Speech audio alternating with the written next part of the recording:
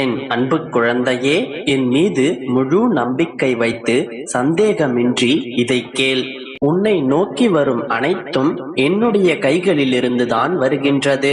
அதை எதிர்நோக்கி நீ எடுக்கும் பக்கத்தை பொறுத்து உன்னுடைய வாழ்க்கை எனும் புத்தகம் எப்படி இருக்குமென்று தீர்மானிக்கப்படுகின்றது. அந்த புத்தகம் குறிக்கும் முக்கியமான காலம் நிகழ்காலம். அதை சரியாக எழுத உனக்கு எழுதுகோலாய் உன்னுடைய அப்பா நான் இருக்கின்றேன். உன்னுடைய இறந்த காலத்தில் 1000 விஷயங்கள் நல்லதாகவும் கெட்டதாகவும் நடந்திருக்கும். அது உன் தவறில்லை. உனக்காக என்ன தீர்மானிக்கப்பட்டதோ அதைத்தான் நீ அனுபவிக்கின்றாய். அதனால் முடிந்தது முடிந்துவிட்டது. அதை நினைத்து தேவையில்லாத ஞாபகத்தில் உன்னுடைய வாழ்க்கையை பயணிக்காதே. எதிர்காலத்தையும் நீ தீர்மானிக்க முடியாது. நிகழ்கால புத்தகத்தை நான் உனக்கு எழுதுகிறேன். நீ பயப்படாதே. உன்னிடம் இதயம் என்ற மிகப்பெரிய சொத்து இருக்கின்றது. அதை ஒருநிலைப்படுத்து. மலர்கள் அழகாக இருக்கும், ஆனால் சிலவற்றில் முள் இருக்கும். உன்னுடைய வாழ்க்கையும் அப்படித்தான். அழகான வாழ்க்கை. அதை நீ பார்த்து நட, பார்த்து நோக்கிடு. உன்னுடைய அப்பா நான் மரமான என்னுடைய பிள்ளையை பிடித்து மண்ணாக தாங்குவேன். உன்னை சந்தோஷமாகவும் நிம்மதியாகவும் வாழ வைப்பேன். உன்னுடைய மனதில் நீயே ஒரு கற்பனை கதையை உருவாக்கி நடந்ததை பற்றி வீணாக யோசித்து உன்னை நீயே வருத்திக் கொள்ளாதே. உனக்கான நேரம் சரியில்லாமல் இருக்கலாம், ஆனால் நான் இருக்கையில் நீ எதற்காகவும் பயப்படாதே. உன்னை ஒருபோதும் கவலைப்பட விடமாட்டேன். யார் என்ன வேண்டுமானாலும் உனக்கு எதிராக சொல்லட்டும், செயல்படட்டும். எனக்கு என்னுடைய அப்பா இருக்கிறார். அவர் என்னை கைவிட மாட்டார். எல்லாம் என்னுடைய அப்பாவிற்கு தெரியும் என்று உன்னுடைய மனதிற்கு நீ தைரியம் சொல். என் மீது அலாதி பிரியமும் அளவு கடந்த நம்பிக்கையும் வைத்திருக்கும் உன்னை நான் என்றுமே கைவிட மாட்டேன்.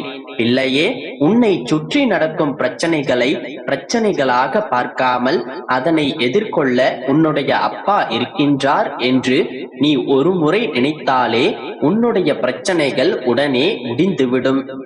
நான் உன்னை விட்டு விலகுவதும் இல்லை, என்னை விட்டு விலகி போகும்படி நான் உன்னை செய்யவும் மாட்டேன். உன்னுடைய அம்மாவாக அப்பாவாக என்னுடைய பிள்ளைக்கு நான் எப்போதுமே துணையாக நிற்பேன். நான் என்றுமே உன்னுடன் தான் இருக்கின்றேன். நீ கவலைப்படாமல் இரு என் குழந்தையே. உனக்கு எதிராக நடக்கும் அத்தனை சூழ்ச்சிகளையும் நான் முறியடித்து உன்னை வெற்றி பாதையில் நான் பயணிக்கச் செய்வேன். என் மீது நம்பிக்கையோடு இரு, நல்லதே நடக்கும். குழந்தையே, நீண்ட காலமாகவே என்னிடத்தில் ஒரு காரியத்தை முடித்துத் தர சொல்லி கேட்டுக்கொண்டிருந்தாய் அல்லவா? எல்லாம் முடிந்துவிடும் என்கின்ற காலம் வந்த போதிலும் தடைப்பட்டு தள்ளிக்கொண்டே போகிறதல்லவா? எப்போதுதான் முடியுமென்று உன்னுடைய வாழ்க்கையில் இழுப்பறியாக இருந்த காரியம் இப்போது நடந்து முடியப் போகின்றது. உன் விதி பலம் வாய்ந்தது. உன் வேலை முடியும் தருணம் வந்து விட்டது. உற்சாகமாக உன்னுடைய வேலையை, கடமையை முறையாக செய்து வந்தால் நிச்சயமாக வெற்றி பெறுவாய். பக்தியுடனும் பொறுமையுடனும் என்னை தியானித்துக் கொண்டு உன்னுடைய வேலைகளை நீ செய்து வா. என் ஆசியால் நடைபெறாத காரியம் என்பது எதுவுமில்லை. நிச்சயமாக நான் உன்னை ஆசீர்வதிப்பேன். உன்னுடைய பழைய உறவினர்களையோ அல்லது நண்பர்களையோ நீ சந்திக்க உள்ளாய். உன் நண்பரின் சந்திப்பு உன்னுடைய வேலை எளிதாக முடிய உதவும். கூடிய விரைவில் அதன் பலன் உனக்கு தெரிய வரும். உன்னுடைய துன்பங்கள் தானாகவே விலகும்.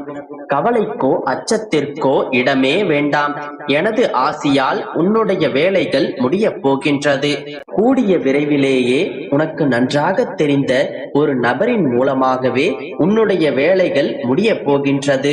அந்த நபரை நீ விரைவில் சந்திப்பதற்காகவும் உன்னுடைய வேலைகள் விரைவில் முடிவதற்காகவும் நீ என்ன செய்ய வேண்டும் என்று தெரியுமா? உனக்கான வாய்ப்பு வரும் வரை உன்னுடைய மனதை நீ தூய்மையாக வைத்துக் கொள்ள வேண்டும். தூய மனநிலையோடு நீ இருந்தாக வேண்டும். தூய மனநிலைதான் கலைப்பற்ற மனநிலையை கொண்டு வருகின்றது. என்ன அப்பா, நான் எப்போதும் யாருக்கும் எந்த கெடுதலும் நினைப்பதில்லையே, எல்லோருக்கும் நன்மையை தானே நினைத்துக் கொண்டிருக்கிறேன், தூய மனதோடு தானே இருக்கின்றேன் என்று கேட்கின்றாய்.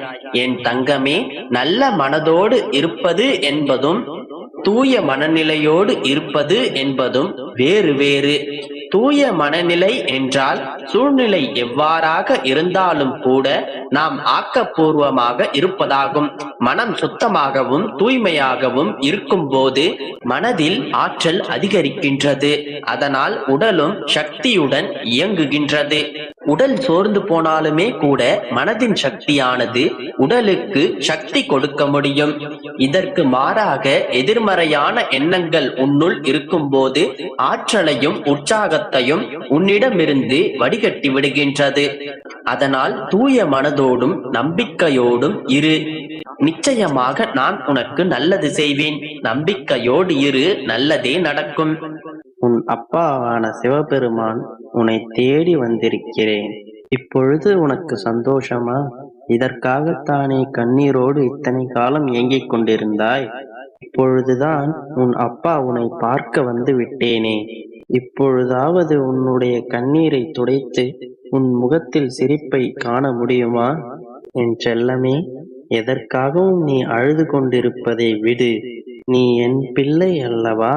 நீ எப்பொழுதும் மகிழ்ச்சியோடுதான் இருக்க வேண்டும். எப்பொழுதும் சிக்கல்களும் கவலைகளும் தானே சந்தித்து வருகிறேன். பின் எப்படி நான் மகிழ்ச்சியாக இருப்பேன் என்று தானே என்னை கேட்கிறாய்? என் பிள்ளையே, சந்தோஷம், கவலை, துக்கம், மகிழ்ச்சி, இன்பம், துன்பம் என அனைத்தும் மாறி மாறிதான் வரும்.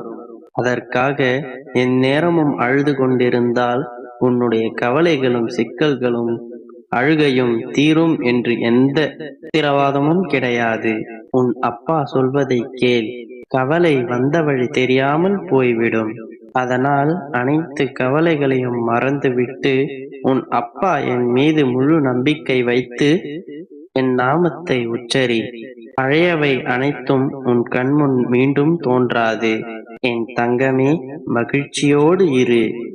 எல்லாவற்றையும் உன் அப்பா நான் பார்த்துக் கொள்கிறேன். உன் தடைகள் அனைத்தையும் அகற்றி விடுவேன். நீ எந்த கவலையும் இல்லாமல் மகிழ்ச்சியாய் இரு. என் தங்கமே, எப்பொழுதும் எல்லா நாட்களும் நீ கஷ்டங்களையும் துன்பங்களையும் மட்டுமே அனுபவிக்க மாட்டாய். அதை முதலில் உணரு. ஒரு நாள் நிச்சயமாக மாறும். இரவொன்று வந்தால் பகலொன்று மீண்டும் வந்தே தீரும். துன்பம் வந்தால் மட்டுமே இன்பம் வரும்போது அதை உணர முடியும். எல்லாவற்றையும் நான் பார்த்துக் கொள்கிறேன். நீ நம்பிக்கையோடு முயற்சி செய். உன் அப்பா நான் இருக்கிறேன். நான் உன் பக்கத்திலே எப்பொழுதும் இருப்பேன். என் தங்கமே,